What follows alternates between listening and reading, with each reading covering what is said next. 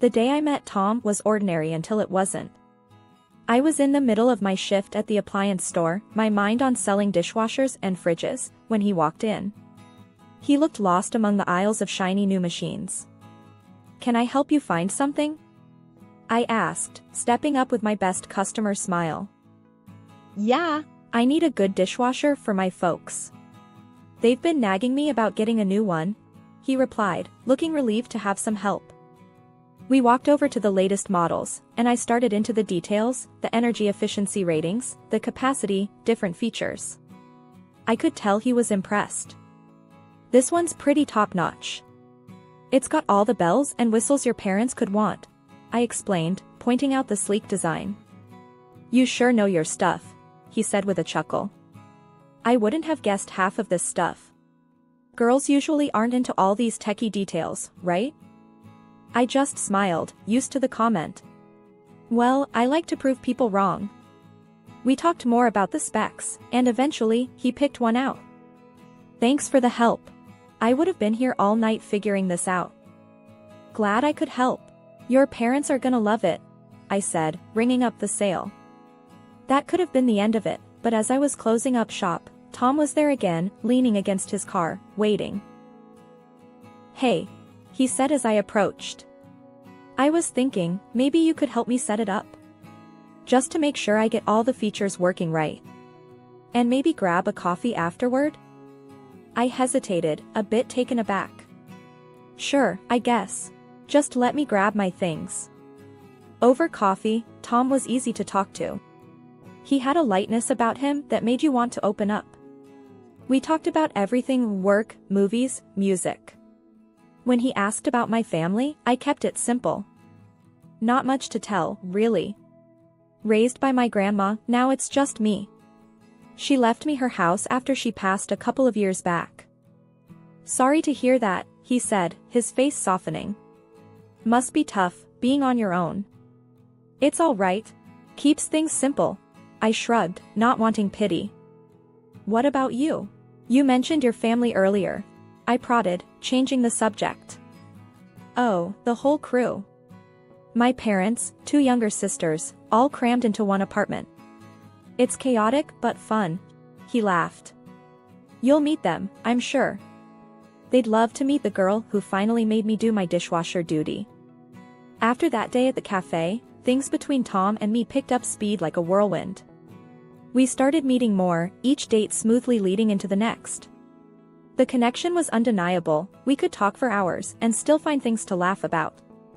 Before I knew it, love wasn't just a possibility, it was the real, palpable thing between us. A few months in, under a starlit sky in the local park where we had our 5th date, Tom dropped to one knee and asked me to marry him. The proposal was simple, no extravagant gestures, just him and me and a promise of a future together. I said yes, without hesitating. The day I was supposed to meet Tom's family, I was a bundle of nerves and excitement. This could be the start of having that big, loving family I always wanted. Tom picked me up around noon, and we drove over to his family's apartment. He knocked, and the door swung open almost immediately, pulled by a whirlwind of a woman who must have been his mom. "Tommy. And you must be Carly," she exclaimed, pulling me into a hug that nearly knocked the breath out of me. Come in, come in." The apartment was buzzing with voices and the clatter of dishes. It was smaller than I expected for so many people, every inch filled with life and clutter. "Carly, this is my dad, and those chaos agents are my sisters, Liz and Anna," Tom introduced, as each nodded or waved. "Nice to meet you all," I said, my voice slightly shaky. "We heard a lot about you. A girl expert in electronics, huh? Unusual," his dad commented, sizing me up. I smiled, trying to take it in stride. "Yeah, I've been into it since I was a kid. Keeps me on my toes." As we all settled into the cramped living room, Tom's mom brought out some snacks, and the interrogation began. "So, Carly, Tom says you're all on your own now? Raised by your grandma?" Liz asked, a bit too casually. "Yeah, it was just us for the longest time. She passed a couple of years ago, so now it's just me," I replied, feeling a bit exposed. And this dress, is it vintage? Like from your grandma's closet? Anna chimed in, a smirk playing on her lips.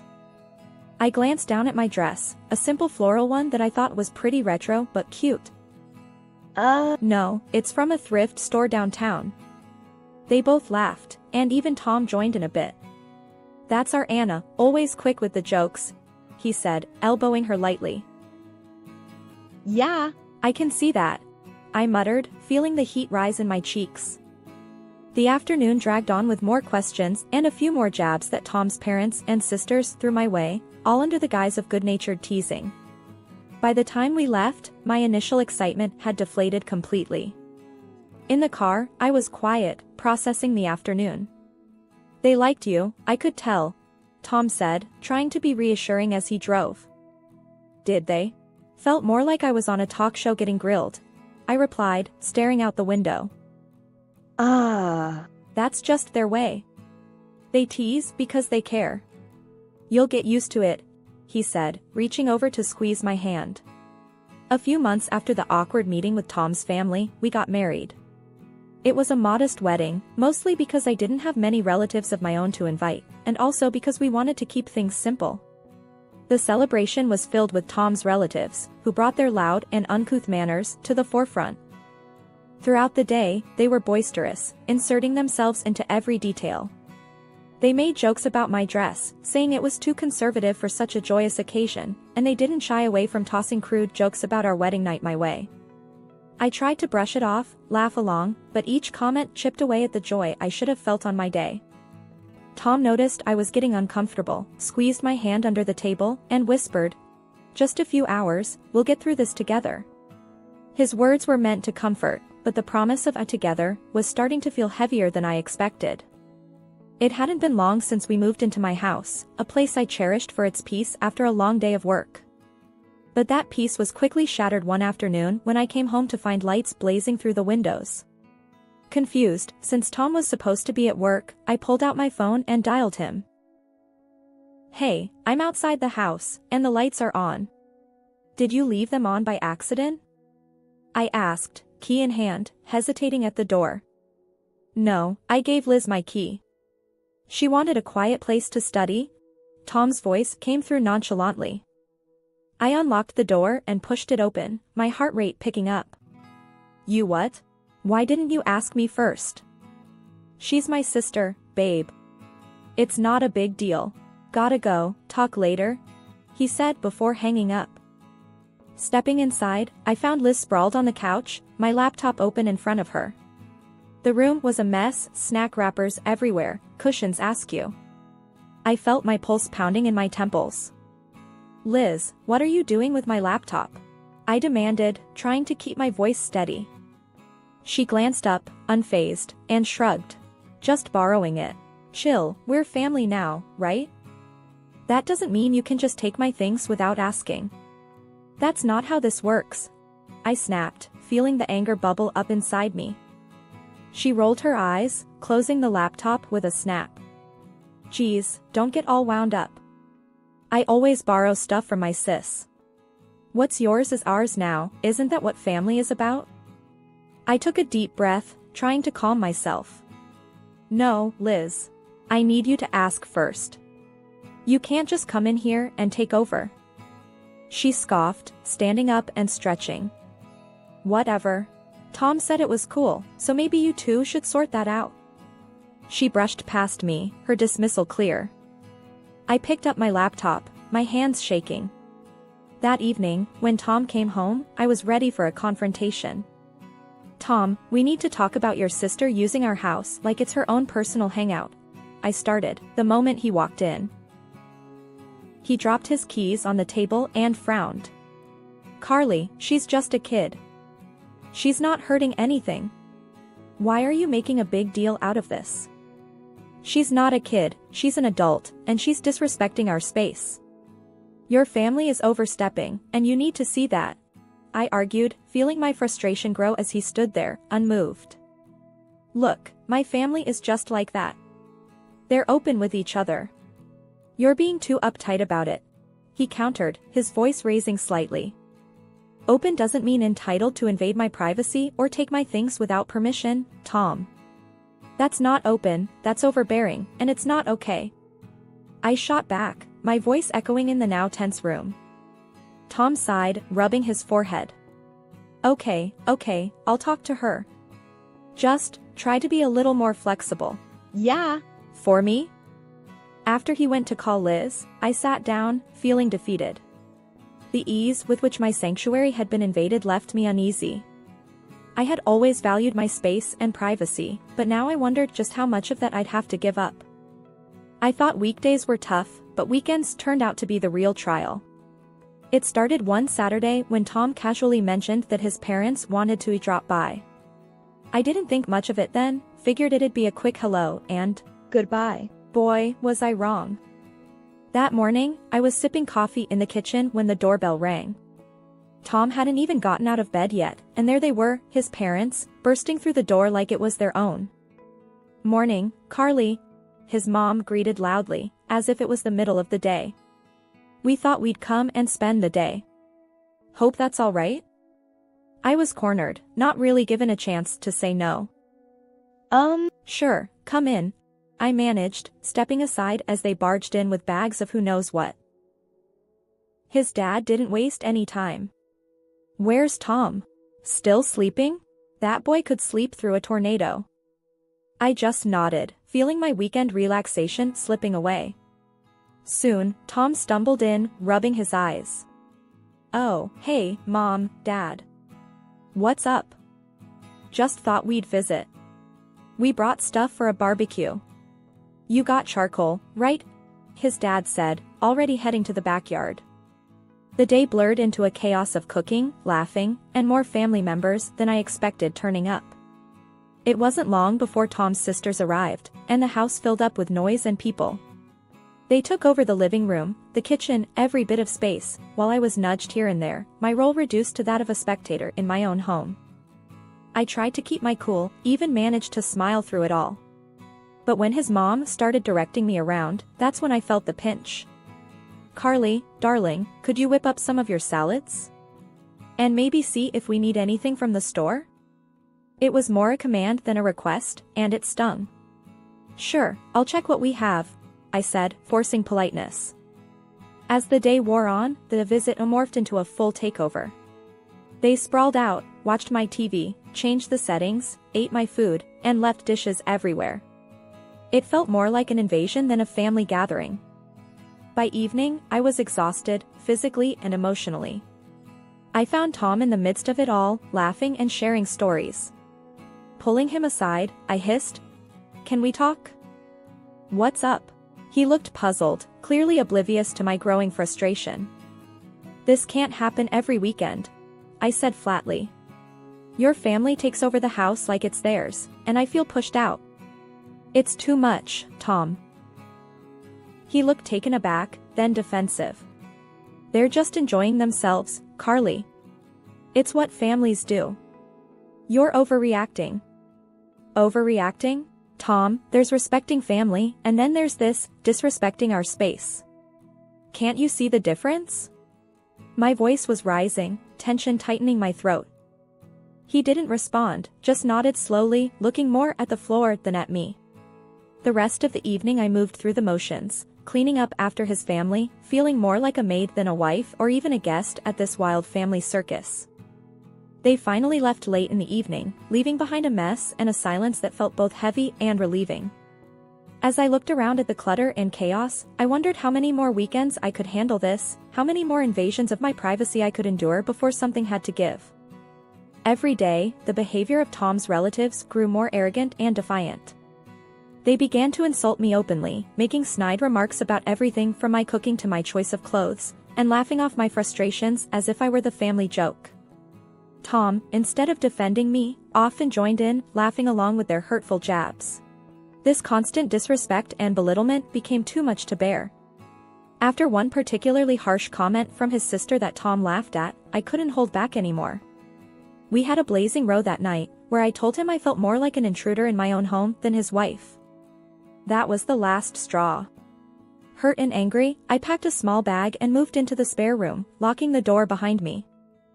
I was jolted awake early Saturday morning by the sound of my bedroom door creaking open. Groggy and disoriented, I squinted through the dim light to see Tom's parents shuffling around my room, peeking into my closet, inspecting my furniture. After the quarrel with Tom, I'd been sleeping here alone, finding some solace in the little privacy I had left. "What are you doing in here?" I snapped, pulling the sheets tighter around me as I sat up. "Oh, just checking out the room," Tom's mom chirped, not a hint of shame in her voice. "This is the best room in the house, you know." His dad nodded, poking his head through my curtains. "Yep, from today, we're thinking this will be ours. It's the most comfortable and beautiful in the house, after all." My mouth fell open. "What? No, you can't just decide that." They both laughed, as if I'd told a good joke. "Well, it's settled. We're moving in here. Gave our apartment to Liz," his mom added, as though it was the most natural thing in the world. I threw off my covers and marched straight to Tom, finding him in the kitchen, sipping coffee. "Tom, we need to talk. Now. Your parents can't just take over my room. This has gone too far."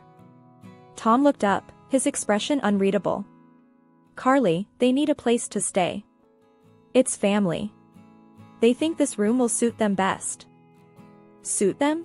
It's my room, in my house," I protested, my voice rising. He shrugged, a casual dismissal that made my blood boil. "Look, why don't you move your stuff to the attic? We can fix it up, make it nice for you." I stared at him, stunned. "The attic? Really? That's what you think of me now?" "It's not like that, Carly. It's practical, is all," Tom said, his tone flat. His parents chimed in, agreeing. "Yes, dear, be reasonable. We're family. And tomorrow, we're off to the city for your sister-in-law's wedding. You'll have the whole week to get the room ready for us." The whole room spun around me as they spoke. My home, my sanctuary, was being stripped away, piece by the very people who were supposed to respect it. As soon as the front door closed behind Tom and his parents, the silence of the house felt like a heavy blanket had settled over me. I was alone, finally, but the weight of what had transpired sat thick in my chest. They were gone for the week, and the thought of them returning to claim my room, the best part of my sanctuary, made my stomach churn. I paced the living room back and forth, my thoughts racing. This wasn't just about them taking over my space, it was about respect, and it was clear I wasn't getting any. Every corner of the house reminded me of the dismissals, the laughter at my expense, and Tom's complacency. Enough is enough, I muttered to myself. The decision crystallized in my mind with a clarity that surprised even me. I wasn't going to be pushed around in my own home anymore. First things first, I needed to secure my house. I called a locksmith, explaining the urgency. I need all the locks changed. Today, if possible. The locksmith was understanding and promised to be there within the hour. As I waited, I gathered Tom's and his parents' belongings. It felt surreal, packing up their things like I was erasing their presence from my life. But with each item I placed into the boxes, I felt a bit more of my resolve hardening. By the time the locksmith arrived, I had piled everything neatly by the door. I explained what I needed, and as he worked, changing lock after lock, I felt the first true wave of relief wash over me. "Are you sure about this, ma'am? They won't be able to get back in?" the locksmith asked, a final confirmation before he finished. "I'm sure. Thank you," I replied, my voice steady. With the house secured, I stood outside, looking at the pile of their belongings. It was done. I'd taken the first real step towards reclaiming my life. But I knew this was just the beginning, there would be fallout. When they returned a week later, the confusion and anger on their faces as they found themselves locked out were exactly as I had anticipated. Tom was the first to react. "Carly, what the hell is this? Why are our things outside?" he shouted from the other side of the door, his knocks loud and persistent. "This is my house, Tom. I told you, I'm done being disrespected," I shouted back, not opening the door. "You can't just lock us out. This is my home too, Carly."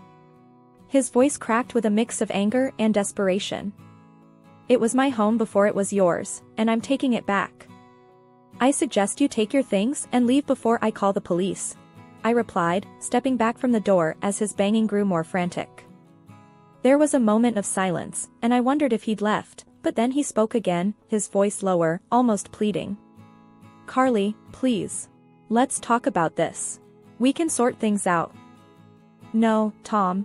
It's too late for talking. I've made my decision. Please, just go. The finality in my voice seemed to reach him, and the sounds from outside started to fade. They were taking their things. It was over. After a few days, my phone was bombarded with messages and calls from Tom. He was begging, saying anything to get me to let him back into the house. But it all just seemed like he was looking for convenience, not really about making amends. He missed the comfort, the space, not the respect and love that should have been the foundation of our marriage. One afternoon, while I was tidying up the remnants of what used to be our shared life, there was a loud knock at the door. I opened it to find Liz, Tom's younger sister, her face twisted in anger. You've ruined everything, she yelled the moment I cracked the door open. Because of you, we're all crammed back into that tiny apartment. I can't even have my boyfriend or friends over anymore. I stood there, door half open, feeling a mix of anger and pity. Liz, this isn't my problem. You need to leave. She tried to say more, her words sharp and accusing, but I wasn't having any of it. I pointed firmly towards the street. Go. Now. This is my home, and you have no right to come here and blame me for your issues. Liz huffed, mumbled something under her breath, and stormed off. I shut the door with a resounding thud, leaning against it as I let out a long sigh. It seemed like the chaos would never end. The real test came a few days later. I was walking home from the grocery store when I heard familiar voices calling out my name. It was Tom's parents, waiting for me at the end of the street. As soon as I was in earshot, they started hurling insults. You selfish, stupid girl. Look what you've done to our family. His mom shouted, her finger wagging in my face. You think you're better than us, keeping that house to yourself. His dad chimed in, his voice booming down the street. I stood there, groceries in hand. I did what I had to do for my own peace. You should leave now, I said calmly, though my heart was racing. That's right, you greedy. But before they could continue, my neighbor, Mr. Jacobs, who'd been trimming his hedge, stepped towards us. Hey. That's enough. I won't have this shouting in our street. Leave her alone, or I'm calling the police. Tom's parents glanced at Mr. Jacobs, then back at me, and without another word, they turned and hurried away. I muttered a thanks to Mr. Jacobs, who gave me a supportive nod before returning to his hedge. After the divorce was finalized, I put Tom and his family firmly in the past. I heard through friends that they were back in their cramped apartment, squabbling constantly among themselves. Life after Tom was quieter, simpler. I reclaimed my house and my life, painting walls, changing furniture, making everything mine again. One sunny Saturday, I decided to throw myself into gardening, a hobby I'd neglected for too long. As I was pulling weeds and planting flowers, my neighbor, Mr. Jacobs, leaned over the fence. Looks like you're making quite the change out here, he called out, a friendly twinkle in his eye. Yeah. I figured it was time to spruce things up a bit. Make it feel like new, I replied, wiping sweat from my brow. Need a hand? I've got some tools that might help, he offered. Actually, that would be great. Thank you, Mr. Jacobs, I smiled, grateful not just for the tools but for the company. As we worked side by side, Mr. Jacobs shared stories of his own life changes and challenges, making me feel less alone in my journey. You know, Carly, starting over isn't a sign of giving up, it's a sign of being strong enough to move forward, he said, patting down some soil around a new plant. I nodded, feeling the truth of his words settle in. I'm starting to see that. It's tough, but I guess it's worth it. After Mr. Jacobs left, I sat on my porch, sipping tea, and really looked at my garden, my home. It was transforming, and so was I. The sense of peace was new, hard-won, and deeply cherished. That night, I made dinner for myself, a simple meal enjoyed at my kitchen table by the window. The house was quiet, but it was a good quiet, filled with potential and new dreams. I was on my own, yes, but I was truly myself again, stronger and surer than before. Life had thrown me curves, but here I was, ready to face whatever came next with a brave heart and a clear mind.